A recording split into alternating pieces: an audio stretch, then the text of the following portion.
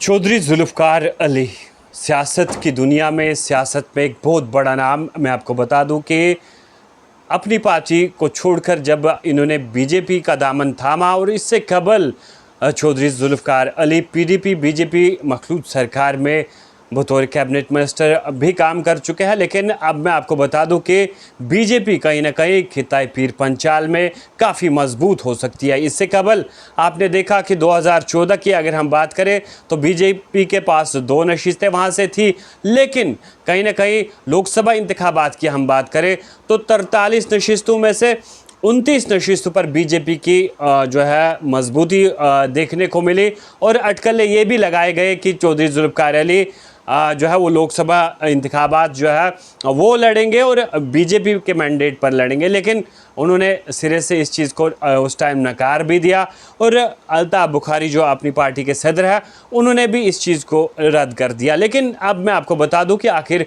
चौधरी जुल्फ़कार अली जो है वो बीजेपी के किस पॉलिसी से मुतासिर हुए और आज उन्होंने बीजेपी में शमूलियत इख्तियार की। मुल्क के जो होम मिनिस्टर हैं उनसे उन्होंने मुलाकात भी की, दिल्ली पहुँचे और उसके बाद जम्मू के त्रिकोटा नगर जो बीजेपी का ऑफिस है वहाँ पर भी एक फंक्शन हुआ।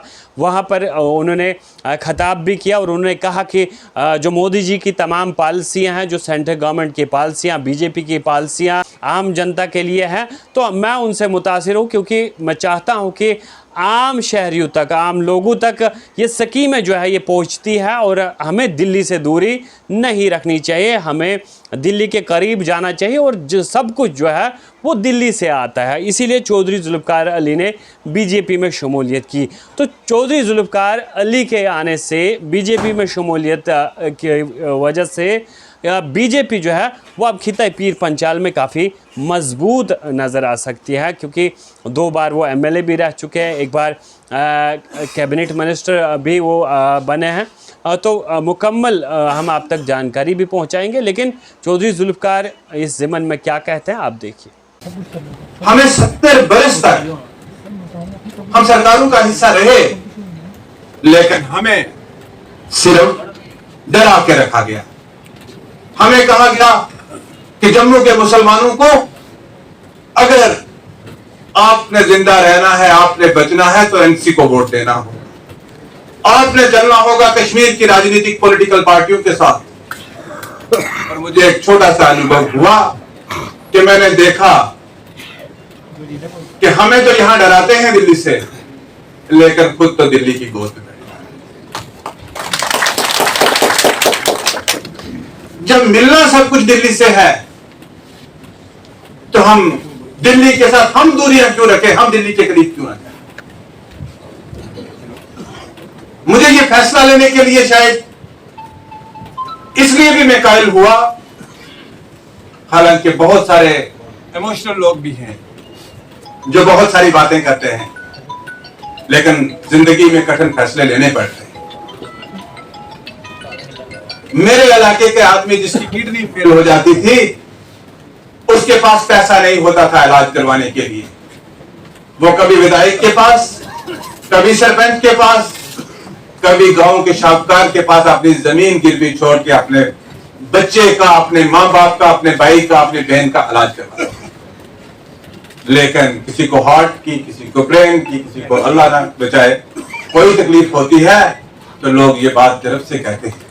उस इलाके में, बुद्धल के इलाके की बात कर रहा हूं, लोग कहते हैं नहीं, लोग कहते हैं कि मेरे पास पैसा नहीं था, लेकिन मेरे पास मोदी कार्ड, मुझे मोदी कार्ड ने मेरे बच्चे की जान बचाई है। मैं उस आदमी को कैसे कह सकता कि आप बीजेपी को वोट नहीं देना, कमर के निशान पे मोदी देना।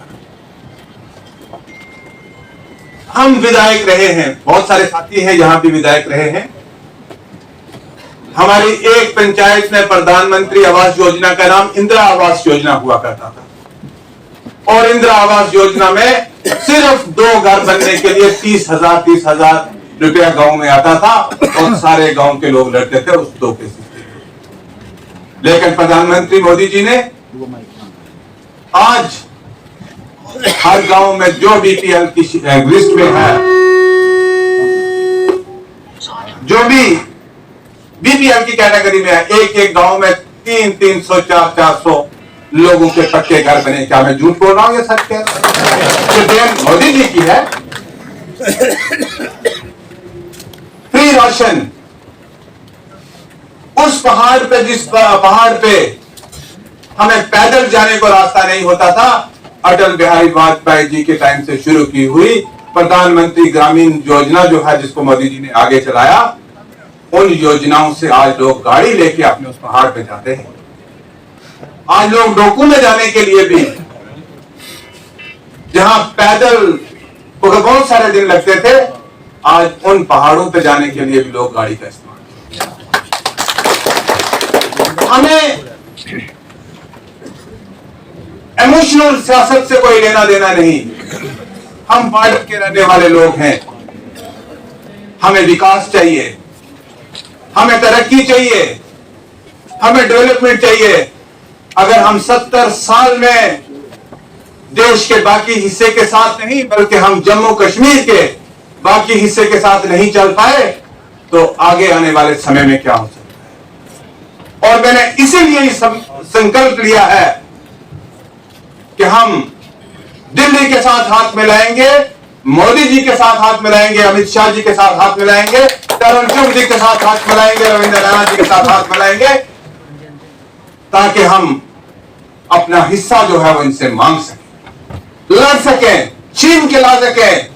राजौरी पुंछ में इस विश्वास से कह सकता हूं कि जम्मू कश्मीर की सरकार बनने में राजौरी पुंछ का एक बहुत बड़ा योगदान होगा। इसके नाम